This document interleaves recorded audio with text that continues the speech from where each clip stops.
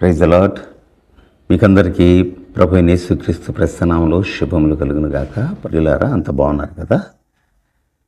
ఈ ఉదయకాలపు వేళలో వాక్య భాగంలో మనం చదువుకుందాం.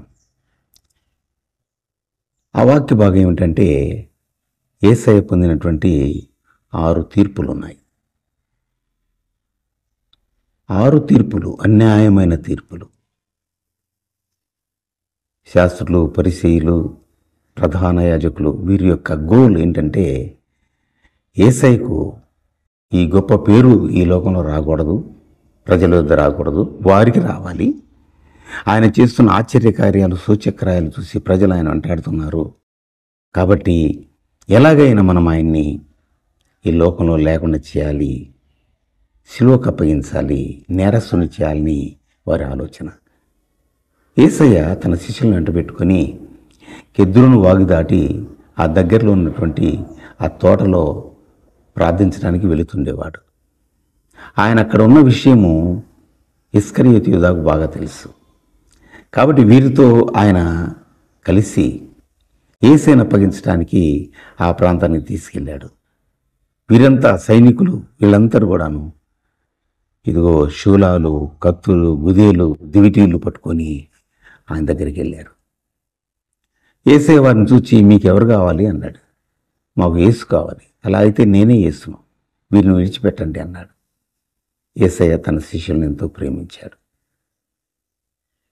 ఏ శిక్ష అయినా విధించుకుంటాడు, కానీ తన శిష్యులకు అది విధింపబడకూడదని ఆయన యొక్క ఆలోచన.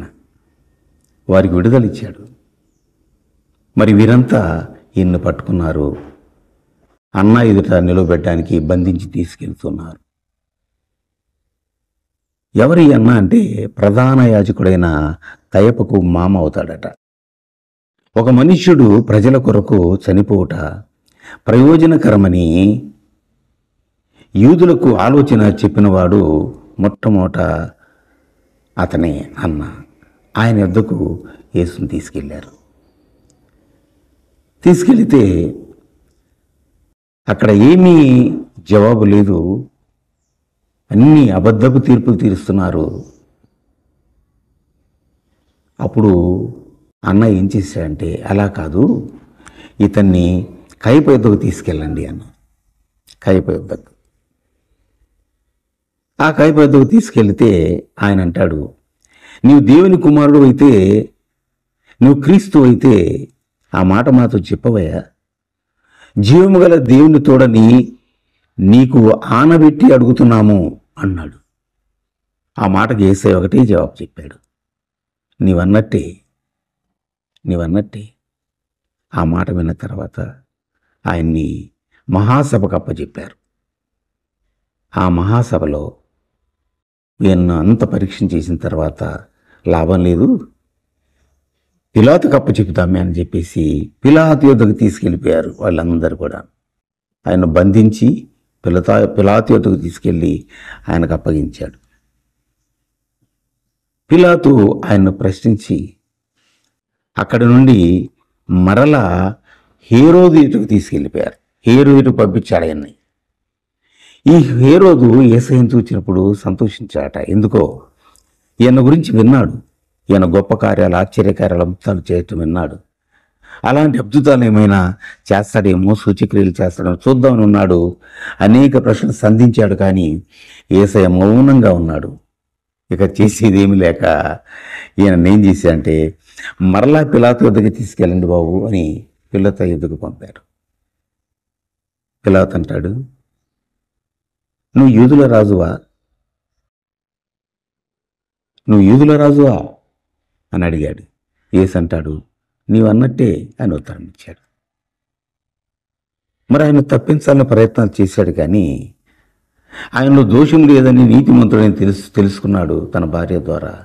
కానీ విడిపించడానికి ఆయనకు చేత కాలేదు. కనుక ఒక బందిపోటు విడిపించడానికి ప్రజలు కోరినప్పుడు సిలువ వేయడానికి అప్పచెప్పాడు. కానీ యేసయ్య తన్ను తాను తండ్రికి అప్పగించుకున్నాడు. ఒకసారి మనము పేతురు రాసిన మొదటి పత్రిక 2వ అధ్యాయము 23-24 చదువుకున్నట్లయితే, ఆయన పాపం చేయలేదు, ఆయన నోట ఏ కపటము లేదు. ఆయన దూషింపబడి బదులు దూషించలేదు. ఆయన శ్రమ పట్టబడి బెదిరింపక న్యాయముగా తీర్పు తీర్చు దేవునికి తన్ను తాను అప్పగించుకొనేను అని రాయబడింది.